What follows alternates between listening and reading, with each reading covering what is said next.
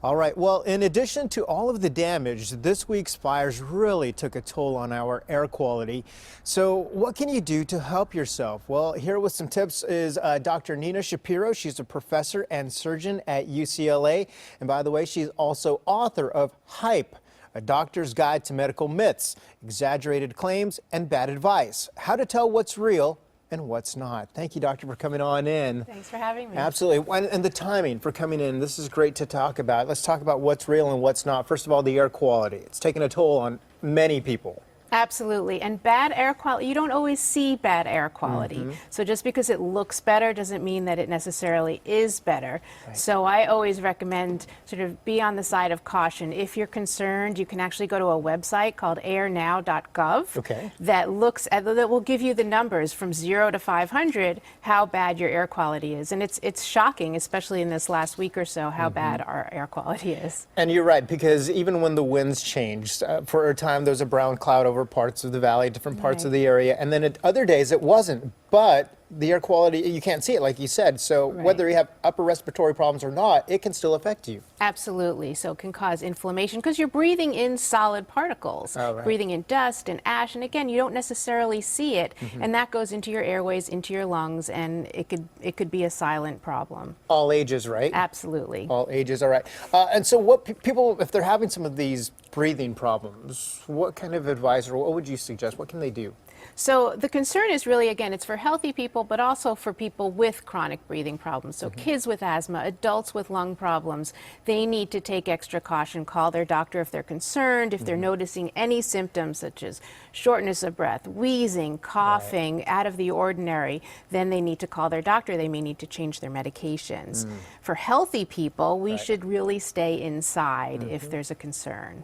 It's so true, because we were just talking right before we came on, a lot of people at work are sick, a little already know something lingering there. So it's, I mean, it's something that's out there, obviously. Yeah, and these respiratory complaints are a little bit worse than this last week because there is some more irritation in the air. The humidity is very low.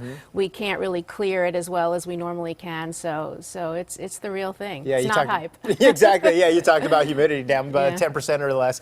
What about air quality? It can be harmful to babies too. I mean, lots of babies. Yeah, really babies affected? are really one of the highest risk groups because they breathe faster and they don't clear their airways as well as older kids and adults do. So they can't generate as strong a cough. They don't necessarily recognize that there's a problem as quickly as an older child or an adult. So babies are at real high risk and they can't really protect themselves as we can. So it's one of those things where you really have to just watch them as well, right? What about some of the masks? A lot of people, I saw a lot of people walking around with masks. That's right. This week there have been a lot of masks. So there are masks and there are masks.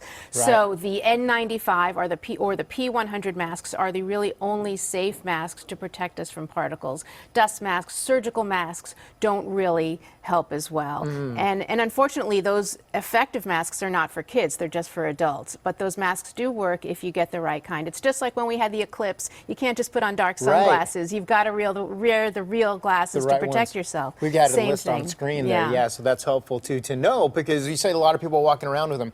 What about the kids? A lot of people were off of school for a while. So what's the best way to keep them, safe? Busy, right? And safe. At home. So the kids need to stay home. This is not the time to go outside and play sports just because you have a day or two off from school.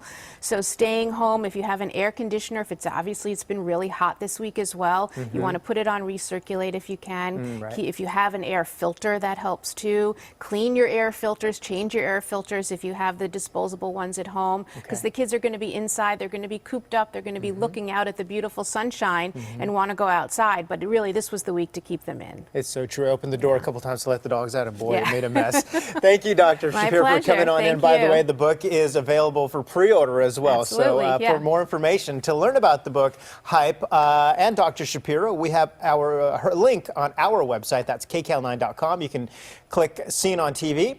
Great book, and we will be right back.